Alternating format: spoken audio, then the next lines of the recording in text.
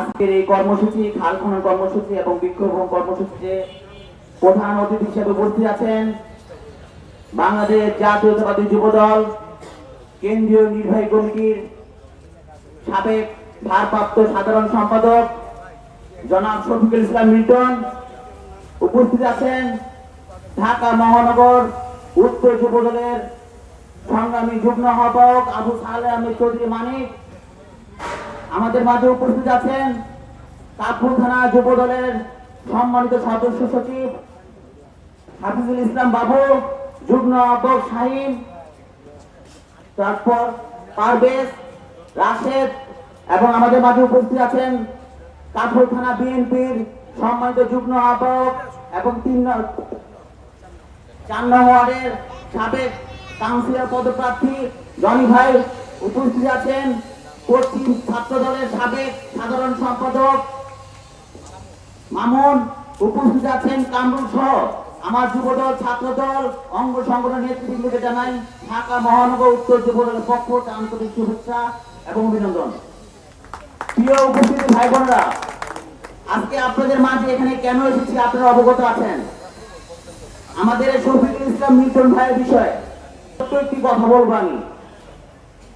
আপনারা জানেন তার বাসস্থান ছিল ঢাকা 16 আসনে। এই 15 আসনে সে কেন এসেছেন? সে তো ইচ্ছে করে এখানে নির্বাচনী প্রচারণা করতে আসেননি, তাকে তো বিএনপি ভারপ্রাপ্ত চেয়ারম্যান পাঠিয়েছে। এটা তো আপনারা অবগত আছেন। তা না হলে বিএনপি অঙ্গ সংগঠন সহ প্রতিটা অঙ্গ সংগঠন কিন্তু উন্মুক্ত ভাবে তার সাথে কাজ করতো না। অবশ্যই আমাদের বিএনপি ভারপ্রাপ্ত চেয়ারম্যান জনাব তারেক রহমান ওনাকে সিগন্যাল দিয়েছে, তাই বলে সে 15 আসনে এসে জনগণের মাঝে জনগণের সাথে থেকে কাজ করার একেবারে সুযোগ তিনি পেয়েছেন এবং প্রতিনিয়ত সে কাজ করছেন। আমি গত 1-1.5 মাস আগে আমাদের মহানগরের কনভেনার সহ আমি সহ শাহরাপাড়া ওনার একটা প্রোগ্রামে আমাদের বিএনপি অঙ্গ সংগঠনের একটি প্রোগ্রামে এসেছিলাম 10 জুলাই এবং সেদিন ঘোষণা দিয়ে গিয়েছিলাম যে যুবদল সহ, যেহেতু আমি যুবদলের সদস্য সচিব, যুবদল প্রতিনিয়ত আমাদের এই শফিকুল ইসলাম মিল্টন ভাইয়ের সাথে কাজ করবেন। তার মাঝে আমি একটি ব্যক্তিগত কথা বলতে চাই। রাজনীতির মধ্যে কিন্তু কি বলে কম্পিটিশন থাকে, এটা তো সবাই জানেন। একজন যদি ওয়ার্ডের প্রেসিডেন্ট কাজ করে, সেক্রেটারি চায় তার চেয়ে ভালো করে কাজ করার জন্য, এবং নেক্সট যদি প্রতিদ্বন্দ্বী থাকে সে চায় তার চেয়ে ভালো করে কাজ করার জন্য। রাজনীতিতে প্রতিদ্বন্দ্বী থাকে, তাই বলে আমাদের বিএনপি ভারপ্রাপ্ত চেয়ারম্যান তারেক রহমানের কথা অবাধ্য করবে এই কিন্তু হওয়ার কথা না। কথা উনি বারবার ঘোষণা দিয়েছেন অঙ্গ সংগঠন কিন্তু ওনার সাথে কাজ করবেন। দুঃখের বিষয়, আমি এবং আমার কনভেনার সহ যুবদলকে একেবারে কঠিন ভাবে হুঁশিয়ারি দিয়ে বলে গিয়েছিলাম আমাদের এই শফিকুল ইসলাম মিল্টন ভাইয়ের সাথে কাজ করার জন্য। অনেকে এসেছে, অনেকে পরে এসেছে বা অনেকে আসেনি। তাদের ব্যবস্থা কিন্তু সাংগঠনিক ব্যবস্থা নেওয়া হবে, এটা আপনারা চিন্তা করে থাকেন। আপনাদেরকে আমরা যে অত দলের রাজনীতি করি, আমাদের বিএনপি ভারপ্রাপ্ত চেয়ারম্যানের রাজনীতি করি, উনি যেটা বলবে সেটাই সঠিক, যেটা বলবে সেটাই সঠিক। শফিকুল ইসলাম মিল্টন ভাই, আজকে আমি যুবদলের মহানগরের সদস্য সচিব হয়েছি। আপনারা হয়তো অনেকে অবগত না, আমি যুবদলের ওনার হাত দিয়ে যুবদল করা। উনি অনেক ফাইট করে, আমি আপনাকে বলেছি যে প্রতিদ্বন্দ্বী থাকে, অনেক ফাইট করে আমাকে শাহলী থানা যুবদলের সভাপতি দায়িত্ব পালন দিয়েছিলেন, যার জন্য আমি ওনার কাছে আজীবন কৃতজ্ঞ। যে সময় উনি আমাকে দায়িত্ব দিয়েছিলেন ওই সময় অনেক কম্পিটিশন রাজনীতি আমাদের শাহলী থানা ছিল, যেটা উনি পরোয়া করে নাই, যার জন্য আমি এখন পর্যন্ত ওনার কৃতজ্ঞ। রাজনীতি প্রেক্ষাপটে ওনার সাথে আমি অনেক সময় থাকার পর আমি যেটা ওপেন ভাবে বলতে বাধ্য হলাম, মাঝখানে আমার 2 ভাইয়ের মধ্যে একটু দূরত্ব ছিল। এটা অনেকে জানা, অনেকে হয়তো জানা। আমার বিএনপি ভারপ্রাপ্ত চেয়ারম্যান ওনাকে যখন দায়িত্ব দিয়েছে, আমি যখন ওনার হয়ে কাজ করতে পারি, ওনার হয়ে প্রচারণা করতে পারি, তাহলে আপনাদের কি সমস্যা? আমি যাকে নেতা বানিয়েছি তাহলে আপনাদের কি সমস্যা? আপনাদের কোনো সমস্যা থাকার কথা না।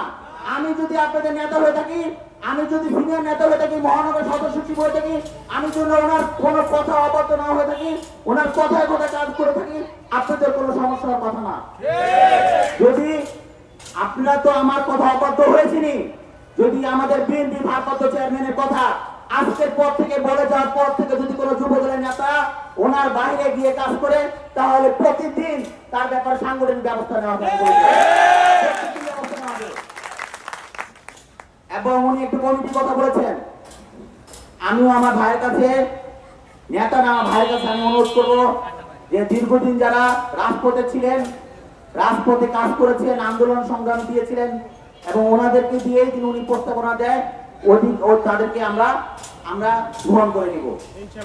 যেহেতু আপনারা জানেন, আপনারা অনেকে আমাকে সেক্টর কমান্ডার বলেন, আমি মিরপুর 10 নম্বরে আন্দোলন সংগ্রামে একেবারে অগ্রণী ভূমিকা পালন করেছি, অনেকে জানা। এখানে আমার যুব দলে অনেক ভাইরা ছিল, প্রথমে শুনে নাই, কিন্তু তাদের প্রতি আমার ভালোবাসা আছে যে তারা আমার হাত ধরে এই যে কাপুরখানা যুব দলের দায়িত্ব পালন করেছে। আমার অন্তরের অন্তঃস্থিতি থেকে তাদেরকে আমি বারবার বলছি, যেহেতু আপনারা আমার আন্দোলনে ছিলেন, আন্দোলন আমার সাথে ছিলেন, আমি চাই না আমার হাত দিয়ে আপনি সাংগঠনিক কোনো ব্যবস্থা আপনি গ্রহণ করেন, আমি এটা চাই না। আমি আমার বড় ভাই শফিকুল ইসলাম মিল্টন ভাইকে বারবার বলছি, ভাই এই ব্যক্তিকে আপনি ছাড় দেন, আমি তাকে বুঝাই যে তাকে যেন ফিরিয়ে আনা যায় কিনা।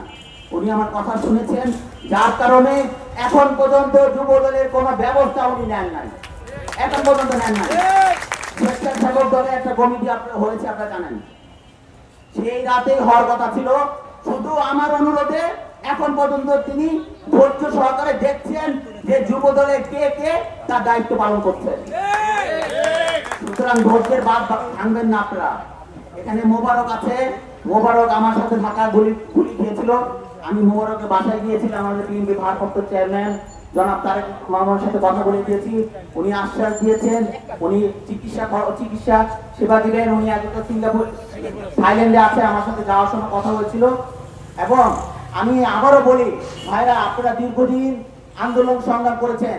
আমাদের বিএনপি ভারপ্রাপ্ত চেয়ারম্যান গত 5 দিন আগে একটি কথা বারবার বলেছেন, এতদিন আমরা কিন্তু অনেক কষ্ট করে দীর্ঘ 16 বছর স্বৈরাচারী সরকার নিপীড়ন নির্যাতন সহ্য করে কিন্তু আমরা আন্দোলন সংগ্রাম করেছি, অনেক মানববন্ধন করেছি, অনেক বিক্ষোভ করেছি, অনেক সভা সমাবেশ মহাসমাবেশ করেছি, অনেক কষ্ট করে অনেক যুবদল নেতারা, ছাত্র দলের নেতারা, মহিলা দলের নেতারা, অঙ্গ সংগঠনের নেতারা অনেক কষ্ট করে করে এই পল্টন বা এই যে প্রেস ক্লাবে সকাল ভোরবেলা 6:30টায় গিয়ে কিন্তু আমাদের প্রোগ্রাম করতে হয়েছে না?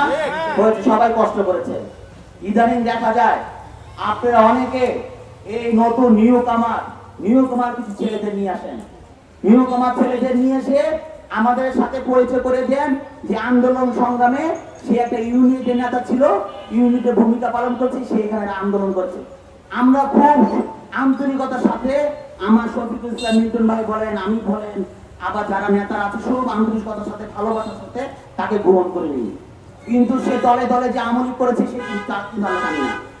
তাদেরকে সাথে নিয়ে আপনারা আমাদের পিছে দাঁড়া করার ছবি তোলেন, এই ছবি ভাইরাল হয়, আর ওই জামাত ছবি নেতারা বলে আমরা আমলিকে আশ্রয় প্রশ্রয় দিচ্ছি।